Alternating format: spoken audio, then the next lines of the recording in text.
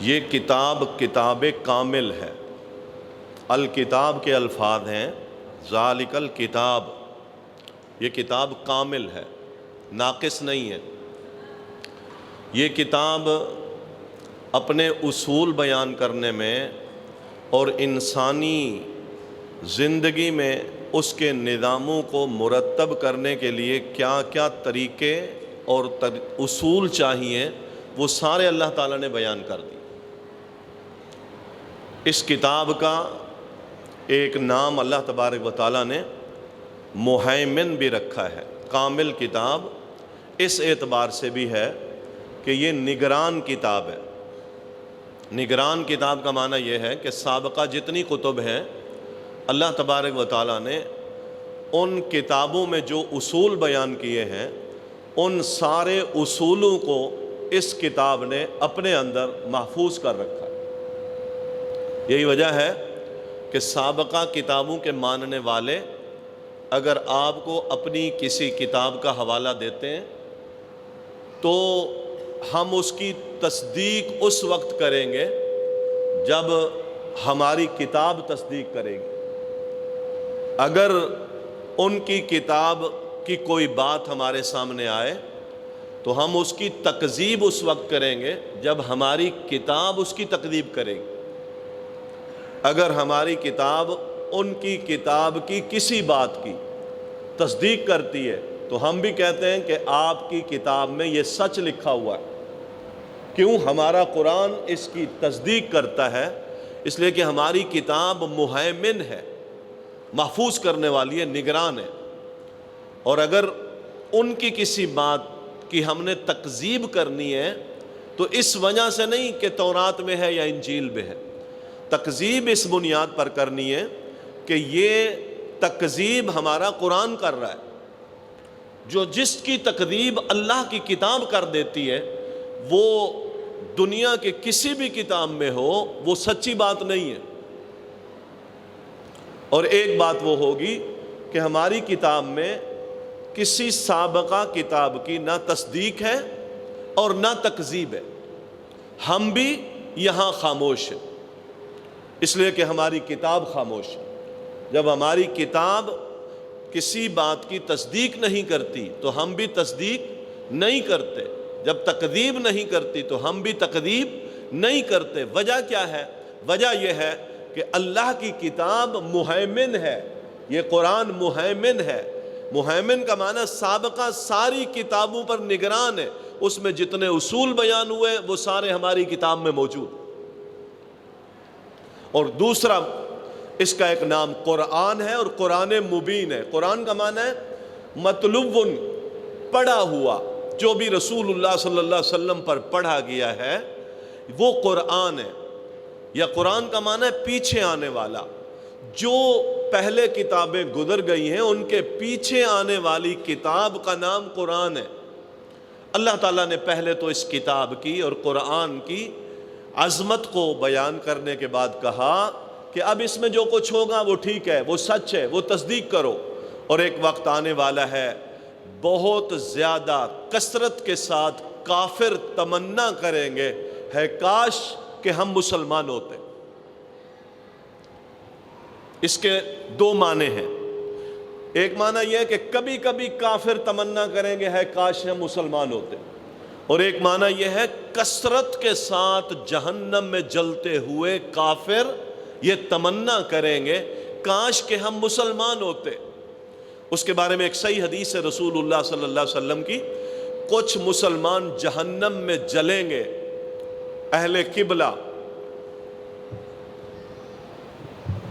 جہنم میں جب وہ جل رہے ہوں گے تو کافر اس جہنم میں مسلمانوں کو طعنہ دیں گے، حضرت آپ کیسے؟ آپ تو مسلمان تھے، آپ تو کلمہ پڑھتے تھے، آپ تو اللہ کو مانتے تھے، آپ کیسے؟ کلمہ پڑھنے والا بھی جہنم میں اور کلمے کا منکر بھی جہنم میں، طعنہ دیں گے۔ تو مسلمان کہیں گے بھائی ہم کلمہ تو پڑھتے تھے لیکن کچھ غلطیاں تھیں، کچھ کوتاہیاں تھیں، کچھ خطائیں تھیں، کچھ معصیات، کچھ خواہشات تھیں، وہاں پر اللہ تعالیٰ کے حکم کو ہم نے پس پش ڈال دیا تھا، تو اب اللہ کے عدل کا تقاضا یہ ہے کہ وہ ہمیں عذاب دے. یہ عدل کا تقاضا ہے کہ وہ عذاب دے. اس نے ہمیں پھینکا، ہم نکل جائیں گے، ایک وقت آئے گا ہم نکل جائیں گے. اللہ تعالیٰ ان کی یہ گفتگو سن رہا ہو کہ یہ جہنمی آپس میں مسلمان اور کافر ایک دوسرے کو اس طرح کی گفتگو کر رہے ہیں، اللہ تبارک و تعالیٰ عین اس وقت ایمان والوں کو اس جہنم کے عذاب سے نکلنے کا آرڈر دے دے گا. تو وہ جب جہنم سے نکل کے جا رہے ہوں گے، کافر سمجھ جائیں گے کہ اب ہمارے لیے جہنم ابدی ہے. تو اس وقت یہ تمنا کریں گے کاش کہ ہم بھی مسلمان ہوتے. یہ اسلام بھی کتنا عظیم اللہ تعالیٰ کی نعمت ہے بھائیو. یہ کلمہ توحید، اس کو پڑھ لینا. جنہوں نے یہ کلمہ پڑھا پھر اس پر بڑی بڑی قیمتیں چکائیں، وہ سمجھ گئے تھے کہ اس کی جتنی بھی قیمتیں دے دے یہ چھوٹی ہیں. کروڑوں سال لمبے دن کے عذاب سے تو بچ جائیں گے. پھر انہوں نے اس کے لیے قیمتیں ادا کی. ہم جو پڑھتے ہیں قربانیاں اپنے اسلاف کی، صحابہ کی، مال دے دیا، جان دے دی، ہجرتیں کی، چٹائیاں جلائی گئیں تو ناک میں دھوئیں دیے گئے، پھانسی پہ لٹکایا گیا، بچے چھین لیے گئے، شوہر سے بیویاں الگ ہو گئیں، ماں باپ سے اولادیں الگ ہو گئیں، درختوں کے پتے توڑ توڑ کے اس کی پھلیاں پتے کھانے پر مجبور ہوئے. کیا کیا حالتیں ہوئیں. تپتی ہوئی لوہے کی چادروں پر لٹایا گیا، تڑپتے تھے اس پر، جسم سے چربی نکل نکل کے اس کی حدت کو ختم کر دیتی تھی، لیکن انہوں نے اس کلمہ کو نہیں چھوڑا. یہی وہ کلمہ ہے جس کے بارے کافر قیامت کے دن کہیں گے ہے کاش کہ ہم بھی تو پڑھ لیتے. اس کلمہ نے ان کو نکال دیا، جہنم کی آگ سے بچا دیا. آج یہ کافر تمنا کر رہے ہیں کہ کاش کہ ہم بھی اس سے نکل جاتے.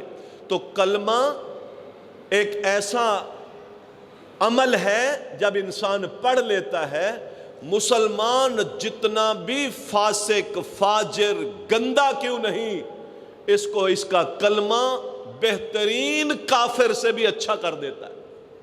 بہترین کافر ہے نا جو کسی سے لڑتے نہیں ہیں، کسی کا زیادتی نہیں کرتے، ظلم نہیں کرتے، جھوٹ نہیں بولتے، بددیانتی نہیں کرتے، حرام نہیں کھاتے. یہ بہترین کافر ہے، بہترین کافر ہے. لیکن یہ بہترین کافر سے بھی یہ مسلمان جس نے کلمہ پڑھ لیا ہے، فاسق ہے، فاجر ہے، حرام کھاتا ہے، جھوٹ بولتا ہے، غیبت کرتا ہے، لیکن اس گندے مسلمان کو سب سے اچھا کس نے کر دیا؟ کلمے نے کر دیا. یہ ایسی دولت ہے، یہ ایسی پونجی ہے. اس کے تقاضوں کے مطابق اگر زندگی انسان گزار لے تو پھر تو اس کے لیے ابدی آرام ہے، ابدی سکون ہے، ہمیشہ کی راحت ہے. تو لہذا اللہ تبارک و تعالیٰ نے ابتدا میں یہ بات بیان کی. پھر اگلی آیتوں میں اللہ تعالیٰ فرماتے ہیں ان کا مشغلہ کھانا پینا ہے، روٹی، پیٹ، تمنائیں، آرزویں، خواہشیں. ان کو بولو کھا لو پی لو، کھاؤ پیو، فائدے اٹھاؤ. کلوا وتمتعوا قلیلا انکم مجرمون. یہ ساری دنیا قلیل ہے، ساری دنیا بھی ہتھیا لو تو تم مجرم ہو. کھاؤ پیو. اللہ تعالیٰ ایک جگہ کہتے ہیں کہ یأکلون ویتمتعون یأکلون کما تأکل الانعام. ایسے کھاتے جیسے جانور کھاتے. تشبیہ کیا ہے؟ جانور کا کام کیا ہوتا ہے؟ کھرلی پہ بندھا ہوتا ہے، کھاتا ہے، بس کھاتا ہے. پھر پیاس لگتی ہے پھر پیتا ہے، پھر بھوک لگتی ہے پھر. اور کیا کام ہے؟ اور کیا کام ہے؟ جانور کا کیا کام ہے؟ جانور کھاتا ہے، پیتا ہے، یا پھر بچے کی پیدائش کرتا ہے اور کچھ ٹائم کے لیے اس کی حفاظت کرتا ہے، پھر اس کو چھوڑ دیتا ہے، بس ختم. اور اگر کوئی مسلمان بھی ایسا کرے، کھائے پیے، بچے جنے، جوان کرے، مر جائے، یہ زندگی ہے تو جانور ہے، تو جانوروں والی زندگی. اسلام میں یہ تقاضے نہیں ہے کھائے پیئے، یہ تو بکری بھی کر لیتی ہے، بچے کی پروٹیکشن بکری بھی کرتی ہے، گائے بھی کر لیتی ہے۔ ہم مقصد حیات جو لے کر آئے ہیں وہ بالکل الگ تھلگ ہے۔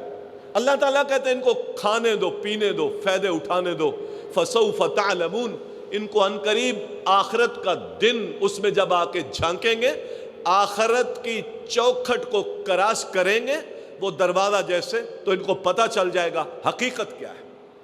کھانے پینے دو، یہ تمنائیں ہیں، یہ آرزویں ہیں۔ تو محترم بھائیوں، رسول اللہ صلی اللہ علیہ وسلم نے اس موقع پر ہمیں بے شمار مثالیں دے کے سمجھایا۔ آپ نے ایک دفعہ ایک زمین پر ایک لکڑی گاڑی اور پھر اس کے ساتھ ساتھ ایک قریب ایک لکڑی اور گاڑ دی اور دور ایک لکڑی اور گاڑ دی۔ فرمایا جانتے ہو کیا ہے؟ فرمایا نہیں۔ فرمایا یہ جو میں نے پہلی لکڑی گاڑی ہے یہ انسان ہے، اور جو اس کے ساتھ میں نے جو لکڑی گاڑی ہے یہ اس کی موت ہے، اس کا اجل ہے، اور جو وہ دور میں نے ایک لکڑی گاڑی ہے یہ اس کی آرزویں ہیں۔ آرزوؤں کی طرف سفر کر رہا ہوتا ہے، موت پہلے گھیر لیتی ہے۔ تمنائیں ساری زندگی پوری نہیں ہوں گی، یہ چاہتے ہیں، یہ آرزویں، یہ خواہشات کے فتنے، یہ شہوات کے فتنے، ضرورتوں سے بڑھ کر جو ہم نے خواہشات کے میدان پھیلائے ہیں، اللہ تعالیٰ کہتا ہے یہ تمہارے لیے نہیں ہے، یہ تمہارے لیے نہیں ہے۔ مومن کی زندگی کن فی الدنیا کأنک غریب، تو اجنبی بن کے رہے، کسی دوسرے شہر میں جاتا ہے تو کیا لے کر جاتا ہے؟ ضرورت کا سامان لے کے جاتا ہے، اور اس اجنبی شہر میں ہر جگہ پر تو گھستا نہیں رہتا، کام کے لیے جاتا ہے، جہاں جہاں تمہارا مقصد ہوتا ہے وہیں پر جاتے ہو اور پھر واپس پلٹ آتے ہو۔ یہاں یہ دنیا تمہارے لیے اجنبی پن ہے، بس وہاں پر تمہارا شغل ہونا چاہیے جس کام کے عوض میں قیامت کے دن تمہیں فائدے ملے۔ فالتو وقت، فالتو ٹائم، فالتو خواہشات، بے جا تمنائیں، اس کی تکمیل، دل کے اندر لمبے منصوبے، اللہ اکبر، یہ مومن کا نہیں ہے، مومن کا معاملہ نہیں ہے۔ پڑھتے نا ہم رسول اللہ صلی اللہ علیہ وسلم کی زندگی کو، ہم ساری زندگی کے ساتھ بڑا پیار کرتے ہیں، لیکن اس لیول پر جب آتے ہیں نا تو ہمارا معیار بدل جاتا ہے۔ پھر ہم کہنے والے کو کوستے ہیں کہ بھائی یہ پتہ نہیں تیسری مخلوق ہے، یہ کہہ کیا رہا ہے، یہ سمجھ میں نہیں آتا۔ یہ جو زہد ہے، دنیا سے بے رغبتی، آپ کو سینکڑوں گناہ چھڑوا دے گی، سینکڑوں گناہ چھٹ جائیں گے۔ دنیا سے بے رغبت، مجھے پرواہ ہی نہیں ہے، آ رہا ہے پرواہ نہیں ہے، چلا گیا پرواہ نہیں ہے، تو پھر جھوٹ کیوں بولوں گا؟ پھر حلال میں حرام کی آمیزش کیوں کروں گا؟ پھر اپنے کام کے لیے فرض نماز کیوں چھوڑوں گا؟ جب آنا ہے تو آنا ہے، جب چلا گیا تو چلا گیا ہے، تو پھر حدود کیوں پھلانگوں گا؟ جھوٹ کیوں بولوں گا؟ دھوکے کیوں دوں گا؟ فرائض کیوں ترک کروں گا؟ پھر رشتہ داریاں کیوں توڑوں گا؟ کتنے سلسلے ہیں ایسے جو اس وجہ سے میرے دل میں گناہ کے شوق پیدا کرتے ہیں، اس کے پیچھے دنیا کی محبت ہے، دنیا کی محبت۔ رسول اللہ صلی اللہ علیہ وسلم کی ایک حدیث ہے، صلاح اول هذه الامہ، جو لوگ میرے ساتھ رہے نا، میں بتاؤں کہ ان کی اصلاح کیوں ہوئی تھی، خلاصہ بتایا ہے محمد مصطفیٰ صلی اللہ علیہ وسلم نے، خلاصہ بتایا ہے۔ میرے ساتھ جو لوگ جڑے ہیں ان کی اصلاح کیوں ہوئی تھی؟ دو چیزیں تھیں ان میں، آپ خود فرما رہے ہیں، الزہد والیقین، ایک زہد تھا اور دوسرا یقین تھا۔ زہد بے رغبتی، بیٹھا ہوا ہے پڑھ رہا ہے تو پڑھ رہا ہے، بے رغبت اتنا ایسے معلوم ہوتا ہے یہ فرشتے ہیں، کھاتے نہیں ہیں۔ زہد اتنا ہے، زہد اس قدر ہے۔ زہد کا معنی ہوتا ہے بے رغبتی، مجھے پرواہ ہی نہیں۔ عبداللہ بن مبارک کہتے ہیں زہد کا معنی ہے، زہد کا معنی یہ ہے کہ آپ کے پاس ایک نعمت آئی ہے، آپ کو پرواہ نہیں ہوئی، ہاں اللہ نے دے دی الحمدللہ، چلی گئی تو آپ یہ ہے سر باندھ کے پڑا ہوا ہے، نفع میں تھوڑی سی ایوریج کم ہوئی ہے، تھوڑی سی مہنگائی کیا ہو گئی ہے، زبانوں پر اتنے شکوے ہیں، اتنی شکایتیں ہیں، دن رات رونا ہے، رونا، یہ زہد ہے۔ خواہشات پوری نہیں ہو رہی، رونا اس پر ہے، ضروریات پوری ہو رہی ہیں، ہم جو رو رہے ہیں نا خواہشات پوری نہیں ہو رہی، ہم نے خود خواہشیں پھیلائی ہیں۔ میں دیکھ رہا تھا محمد مصطفیٰ صلی اللہ علیہ وسلم کا اپنے زمانے کا گھر، عربوں نے ایک کتاب لکھی ہے، اس میں نبی صلی اللہ علیہ وسلم کے حجرے کا وہ خاکہ دیا انہوں نے۔ حجرہ پتھروں کا بنا ہوا ہے اور حجرے کے سامنے ایک صحن ہے، حجرے کے بالکل برابر کا صحن بنایا ہے، اور اس صحن پہ محمد مصطفیٰ صلی اللہ علیہ وسلم نے کھجور کے تنے کاٹ کر اس کو کور کیا، تنے لگائے ہیں کھجور کے، جو صحن ہے جس میں آپ تراویح بھی پڑھتے تھے، آپ سنتے، تو حجرے کا دروازہ کھلتا ہے صحن میں، اور صحن کس چیز کا ہے؟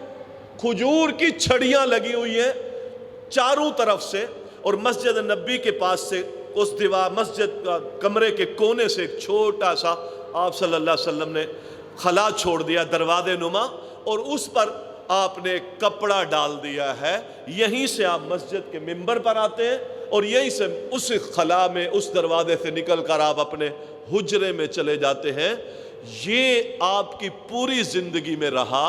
ابو بکر کے 2 سال رضی اللہ تعالیٰ عنہ کے رہا، پھر سیدنا عمر کا زمانہ آیا تو سیدہ عائشہ کو سیدنا عمر نے وہ جو صحن کا لگا ہوا چھپر نما جو کھجور کے تنوں کا صحن تھا اس کو پتھروں کا بنوا دیا۔ یہ زندگی، یہ کس کی زندگی ہے؟ وہ کس کی زندگی ہے؟ جن کو اللہ تعالیٰ 7 آسمانوں کے اوپر بلاتا ہے، جن سے جبرائیل ملاقات کرنے آتا ہے، یہ ان کی زندگی۔ ہم دنیا کی ساری راحتیں لے کر بیٹھے ہیں لیکن کمزوریاں کہاں ہیں؟ ہر چیز بڑھ رہی ہے، صرف عمل اور ایمان، خشیت اور تقوی گھٹ۔ اللہ کے پیغمبر فرماتے ہیں میرے ساتھ جو لوگ آئے ان میں زہد تھا، کہا نا جانا ہے تو جانا ہے، لڑ کے آئے نا 1 مہینہ احد خندق میں، ٹھٹھرتی سردی، کلیجے منہ کو آ رہے تھے، 12,000 کا لشکر قیمہ بوٹی بنانے کے چکر میں تھا۔ اس قدر پریشانیوں کے بعد جب واپس پلٹے، آپ نے ابھی آتے ہی گھر میں اعلان کر دیا بنو قریظہ میں اثر پڑنی ہے، یہودیوں سے مارکا کرنا ہے۔ کوئی ایک بندہ بھی 1 مہینے کے سفر کے بعد پریشانیوں کے عوض میں رکا نہیں ہے، سارے بنو قریظہ میں اثر پڑتے ہیں۔ یہ زہد ہے، یہ تقوی ہے۔ میں بھی بقیع میں گیا، لوگ لینے لگا کے جانا چاہتے تھے، میں سوچ رہا تھا یہ لینے لگا کے لوگ جانا چاہتے ہیں کس کی قبروں پر دعا کرنے کے لیے؟ غور کریں نا ذرا بات پر۔ ہماری قبریں تو بے نشان ہو گئیں، باپ دادا چلے گئے دنیا سے، کوئی ہاتھ اٹھانے والا نہیں ہے، نشان نہیں رہے، مٹ گئے وہ نشان۔ ایک وہ میری قبر ہے، دنیا میں نشان مٹ گئے، کوئی آنے والا نہیں ہے، اور 1400 سال کے بعد بھی وہاں لاکھوں کے مجمع انتظار کرتے، دروازہ کھلے تو ہم ان لوگوں پر جا کر رحمت کی، فضل کی، اپنے اللہ سے دعائیں کریں۔ یہ بھی زندگی، یہ زہد کے نتیجے میں، یہ عمل کے نتیجے میں ملی، یہ قربانیوں کے نتیجے میں ملی۔ ہم سنوارتے رہ گئے اپنی زندگی کو۔ اللہ کے پیغمبر فرماتے ہیں اور اس امت کی آخری لوگوں کی ہلاکت، اول لوگوں کی اصلاح، زہد، یقین۔ ہمارے پاس علم بہت ہے، ابھی آپ میں سے بھی کوئی یہاں بیٹھ جائے تو بہت ساری علمی باتیں کر دیں گے، اتنا علم ہے نا، سنبھالا نہیں جاتا، 2 منٹ صبر نہیں ہوتا، کہیں مجلس میں بیٹھے ہوں موقع مل جائے ٹھوک فتویٰ دے جاتے ہیں، اتنا علم ہے کہ ڈھیلا جا رہا ہے، باہر نکل رہا ہے، لیکن اس علم پر یقین اور عمل نہیں۔ صحابہ کی یہ صفت تھی، آپ نے فرمایا تھا ان کی یہ صفت یہ ہے کہ یہ جتنا علم ہے اس کے مطابق عمل ہے۔ ہم علم کو اپنی ذاتوں پر نافذ نہیں کرتے، یہ بہت بڑی کمزوری ہے آج مسلمان کی۔ ہم جزیات میں لڑتے ہیں، ہم تنقید کرتے ہیں، ہم ایک دوسرے پر باتیں تھوپتے ہیں، لیکن جو علم ہے نا، علم کے مطابق ہم عمل نہیں کرتے۔ فرمایا اب آخری امت کی ہلاکت بخل، اور دوسری چیز العمل، لمبی امنگیں، ہلاک ہو جائیں۔ مال آ گیا ہے تو قابو کرنا ہے، اس کو پاک نہیں کرنا، اس کی تطہیر نہیں کرنی، وراثت کھا جانی ہے، کسی کا حق مل گیا کھا جانا ہے، کوئی موقع مل جائے لے جانا ہے۔ عدل نہیں کرنا، انصاف نہیں کرنا، مال کی محبت اور اس کے اندر پھر بخل، محبت ہوتی ہے لیکن پھر بخل، اپنوں کا حق نہ دینا، ہمسائے کا حق نہ دینا، بے کسوں کا حق نہ دینا، یتیموں کا حق نہ دینا، بہن بیٹیوں کا حق نہ دینا، یہ حق کھا جانا، مال سے محبت، یہ ہلاکت ہے۔ اور نبی اسلام فرماتے ہیں آخری امت، میری امت کے آخری لوگ اسی چیز میں برباد ہو جائیں گے۔ والعمل، اور لمبی آرزویں، لمبی آرزوں کی میں نے آپ کو نبی اسلام سے مثال دی ہے، لمبی آرزویں بھی ہلاکت کا سبب ہے۔ کیا چیز ہے؟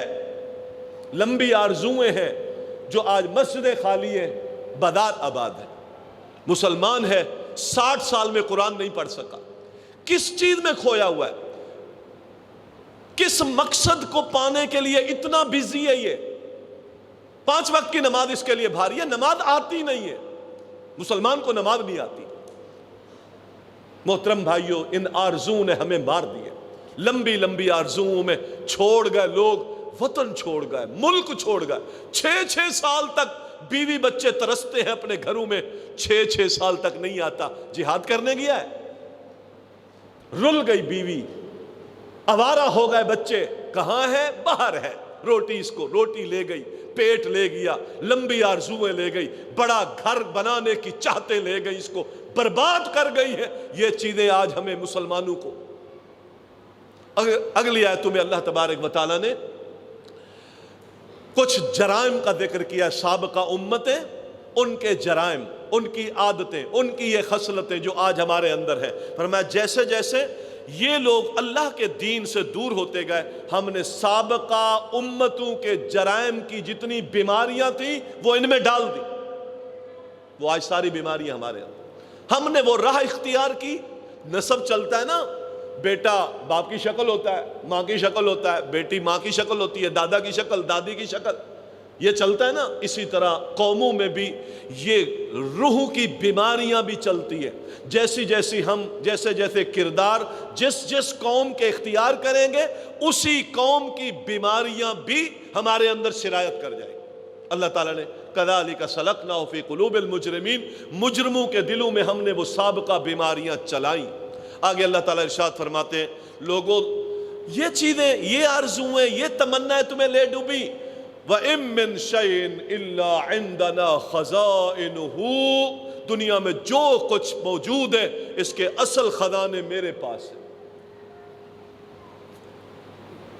اس پر کبھی غور کریں، ہم خزانے اللہ کے پاس ہیں تو پھر اللہ سے متمنی رہیں، صحیح رستے پر چلیں، اللہ تعالیٰ اپنے خزانوں سے دے گا۔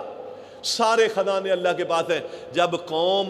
جب قوم آگ جلاتی تھی نا تو اللہ تعالیٰ نے لکڑیاں ہی پیدا کی تھی، اور جب قوم بڑھی اور قوم کی ضرورتیں بڑھی تو اللہ نے گیس بھی دے دی۔ تو یہ گیس نبی اسلام کے زمانے میں کیوں نہیں آئی؟ خزانے تھے اللہ کے پاس، بجلی خزانے تھے اللہ کے پاس، پیٹرول خزانے تھے اللہ کے پاس۔ یہ سلسلے سارے جتنے ہم لے کر بیٹھے ہیں نا، یہ خزانے کس کے پاس ہیں؟ اللہ کے پاس۔ جیسے جیسے آپ کی آبادیاں بڑھتی ہیں، آپ کی ضرورتیں بڑھتی ہیں، اگر آج بھی وہ زمانہ ہوتا لکڑی والا تو پھر کیا ہوتا؟ تیرے رب کے پاس یہ سارے خزانے موجود ہیں، اور وہ کتنا خیال کرتا ہے ہماری ضرورتوں کا۔ ان کی آبادیاں بڑھی، ان کی ضرورتیں بڑھی، اب یہ تنگیوں میں پڑ جائیں گے۔ اللہ تعالیٰ کیا سے کیا دیتا ہے، کیا سے کیا دیتا ہے۔ کبھی گھوڑا تھا، کبھی گدھا تھا، سواریاں کرتے تھے، پھر کبھی اللہ نے پہیہ نکال دیا، گاڑیاں نکال دی، موٹریں نکال دی، ہوائی جہاز نکال دیے، کیا کیا۔ اور اللہ کہتے ہیں وَيَخْلُقُ مَا لَا تَعْلَمُونَ، ابھی میں وہ چیزیں بھی پیدا کر دوں گا جو تم جانتے نہیں ہیں۔ میرے پاس ہیں خزانے، سب خزانے میرے پاس ہیں۔ اس سے ان لوگوں کا بھی رد ہے، 2 بچے ہی اچھے، آبادی نہ بڑھاؤ، مر جاؤ گے، رل جاؤ گے۔ اور تیرے نمبر پر تیرا اماں ابا آبادی نہ بڑھاتے تو تو بھی نہ ہوتا۔ آبادی نہ بڑھاؤ، 2 ہی بچے اچھے، کہاں یار آبادیاں بڑھائیں گے تو کیا ہوگا؟ اللہ تعالیٰ ایک چیز پیدا کرتا ہے، کروڑوں انسان ایک دوسرے کے ساتھ جڑ جاتے ہیں اور لاکھوں کو روزیاں ملتی ہیں۔ اللہ تعالیٰ کہتے ہیں وَعِندَنَا خَزَائِنُهُ، جو کچھ تمہارے پاس ہے اس کے اصل خزانے میرے پاس ہے، لہذا تم اپنے اللہ پر توکل کرو، بھروسہ کرو۔ وقت کے ساتھ، حالات کے ساتھ، آبادیوں کے بڑھنے کے ساتھ، تمہارے مسائل بڑھنے کے ساتھ، میں اللہ سب کچھ جانتا ہوں، تمہیں کیا کیا کس وقت میں کیا ضرورت ہے، میں اس کے خزانے رکھتا ہوں، میں عطا کر دوں گا۔ اگلی آیتوں میں اللہ تبارک و تعالیٰ نے یہ ساری باتیں بیان کر کے ایک خلاصہ بیان کیا ہے۔ شیطان کو اللہ نے کہا، آدم کو میں نے کھنکھریالی، بجنے والی، بدبودار، کیچڑ والی مٹی سے پیدا کر دیا ہے، اب تو اس کو سجدہ کر۔ اس نے کہا میں سجدہ نہیں کرتا، میں بہتر ہوں، اس کو میں سجدہ کروں جس کو تو نے بدبودار، کیچڑ والی اور بجنے والی، ٹھیکری والی مٹی سے پیدا کیا۔ یہ سارے الفاظ ہیں قرآن کے۔ تو اللہ تعالیٰ نے کہا اچھا تو اس کو سجدہ نہیں کرتا تو پھر رجیم ہے، لعنتی ہے، جنت سے نکل جا، جنت سے بھاگ جا۔ یہ اسلوب اللہ تعالیٰ نے کئی جگہ پر بیان کیا، قرآن پر قربان جائیں، ہر جگہ پر ایک نیا سبق ہے، ہر جگہ پر ایک نیا سبق۔ چونکہ ہم پڑھتے نہیں ہیں، ہمیں وہ لذتیں آتی نہیں ہیں، تو اللہ تعالیٰ نے یہاں ایک نئے اسلوب، سورۃ اعراف میں ایک نیا اسلوب ہے، سورۃ کہف میں ایک نیا اسلوب ہے، سورۃ بقرہ میں ایک نیا اسلوب ہے۔ اللہ تعالیٰ نے مختلف اسلوب سے یہ واقعہ بیان کیا ہے، کئی جگہوں پر بیان کیا۔ یہاں میں آپ کو ایک بات آپ سے پوچھنا بھی چاہتا ہوں، سمجھانا بھی چاہتا ہوں، یہ سارا خلاصہ ہے۔ کہنے لگا اچھا مجھے ڈھیل دے دے، پھر میں اس کی وجہ سے میں گمراہ ہوا تو اس کو میں چھوڑوں گا نہیں۔ الا عبادک المخلصین، جو تیرے چنے ہوئے بندے ہیں نا وہ تو بچ جائیں گے، باقیوں کو میں نہیں چھوڑوں گا۔ جو تیرے چنے ہوئے بندے وہ بچ جائیں گے، باقیوں کو میں چھوڑوں گا نہیں، گمراہ کروں گا اور رستے سے بھٹکاؤں گا، امنگیں دلاؤں گا، تمنائیں دلاؤں گا، پتہ نہیں کون کون سے بغاوت کے کام کروں گا۔ اللہ نے کہا جا اپنے پیدل اور اپنے سوار ان سارے لشکروں کو ان پر دوڑا دے، جو میرے ہیں وہ میرے ہیں، اور جو میرے نہیں ہیں میں پھر تجھ سے بھی اور ان سے بھی جہنم کو بھر دوں۔ محترم بھائیوں، بڑا عبادت گزار تھا، اس پر بات کرتے ہیں، لیکن سوال یہ ہے ہمیں تو شیطان ورگلاتا ہے، اس نے کہا نا میں ورگلاؤں گا، ہمیں تو شیطان بھٹکاتا ہے، تو شیطان کو کس نے بھٹکایا؟ کوئی شیطان پر بھی شیطان تھا؟ کوئی اور شیطان تھا؟ شیطان کو کس نے بھٹکایا؟ شیطان کو کس نے اس بات پر انگیختہ کیا چڑھ جا، نہ مان، ضد کر، اڑ جا، دیکھ لے تو اچھا ہے، آدم کو سجدہ کرے گا، تو اس کو کس نے بھٹکایا؟ ویری گڈ، بارک اللہ، احسن، نفس نے بھڑکایا۔ سب سے بڑا شیطان میرا نفس ہے، شیطان کو بھی یہ نفس لے ڈوبا۔ ہم کہتے ہیں نا باندھ دیا گیا ہے، تو باندھ دیا گیا کیا ہوا؟ شیطان تو باندھا ہوا نا رمضان میں، لیکن سب کچھ ہو رہا ہے، تو کون ہے باغی؟ میرا نفس باغی ہے، میرا نفس ضدی ہے، میرا نفس گناہگار ہے، اس نے مجھے تمنائیں دی ہیں، اس نے مجھے آرزویں دی ہیں، اس نے مجھے گناہوں پر برانگیختہ کیا ہے، یہ مجھے لگاتا ہے اللہ کی بغاوتوں پر۔ اس نفس کو جب تک سیدھا نہیں کریں گے کام نہیں چلے گا، اور اس کے لیے رمضان ہے۔ اپنے نفسوں کی ضد توڑ لیں ہم رمضان میں، نہیں ماننی تیری، تیرے اوپر مسلط رکھنا ہے اللہ کے حکم کو، نفس کو باندھو، یہ نفس سرکش ہے، ان النفس لامارۃ بالسوء، اللہ کہتے ہیں یہ ہے جو گناہ پر ابھارتا ہے، باندھا ہوا ہے۔ صفدت الشیاطین ہے کہ نہیں؟ شیطان تو باندھے ہوئے، پھر ڈاکے کیوں ہیں، وہ چوریاں کیوں ہیں؟ مجھے اللہ معاف کرے، مجھے ایک صحیح سنجیدہ بھائی نے بتایا اور حقیقت بھی نظر آتی ہے، وہ کہتا ہے رمضان میں ہمارے کراچی میں گناہ بڑھ جاتے ہیں، تمنائیں نا پوری کرنی ہے، تمنائیں پوری کرنی ہے، اور وہ تمنائیں گناہوں کے بغیر پوری نہیں ہوتی۔ شیطان باندھا ہوا ہے تو گناہ کون کروا رہا ہے؟ یہ نفس ضدی ہو گیا ہے، یہ نماز نہیں پڑھنے دیتا، یہ فجر میں نہیں اٹھنے دیتا، یہ زکوٰۃ کا صحیح حساب نہیں کرنے دیتا، یہ اپنوں سے ملنے نہیں دیتا، یہ قدورتیں ختم نہیں ہونے دیتا، یہ اسلام کی محبت پیدا نہیں ہونے دیتا۔ یہ نفس ہے، نفس جس نے شیطان کو عبادتیں کر کر کے کدھر شامل ہوا تھا، کن کے ساتھ اٹھتا بیٹھتا تھا؟ فرشتوں کے ساتھ۔ بعض دفعہ یہ عبادتیں بھی بڑا گندہ گراتی ہیں، جب دل کے اندر یہ نفس کی یہ گندگی آ جائے نا، بڑا اوپر سے گراتی ہے۔ لہذا ایک نصیحت محترم بھائیو، یہاں اس ضمن میں یہ بھی اپنے ذہن میں رکھیں، عبادت وہ ہے جس کے کرنے کے بعد آدمی اپنے آپ کو چھوٹا محسوس کرے، بڑا نہ۔ اگر عبادت کر کے اپنے آپ کو بڑا محسوس کرنے لگا ہوں کسی کے مقابلے میں، تو سمجھو عبادت غیر محسوس طریقے سے برباد ہو رہی ہے۔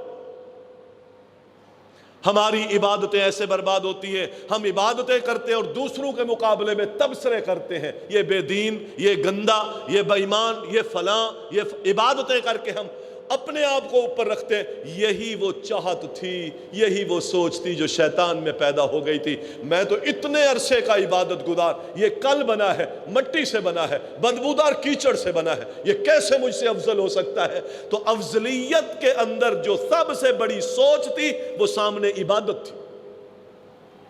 اپنی عبادتوں کو بچاؤ۔ عبادتیں جو عاجزیاں پیدا کرے وہ عبادتیں ہیں۔ عبادتیں اگر تکبر پیدا کر رہی ہے تو پھر عبادتیں نہیں ہیں، وہ برباد کر دیتی ہیں۔ اللہ تعالی ہمیں شیطان کے شر سے محفوظ رکھے اور اللہ تعالی ان کاوشوں کو اپنی بارگاہ میں قبول فرمائے۔ اقول قولی ھذا استغفر اللہ لی ولکم ولسائر المسلمین۔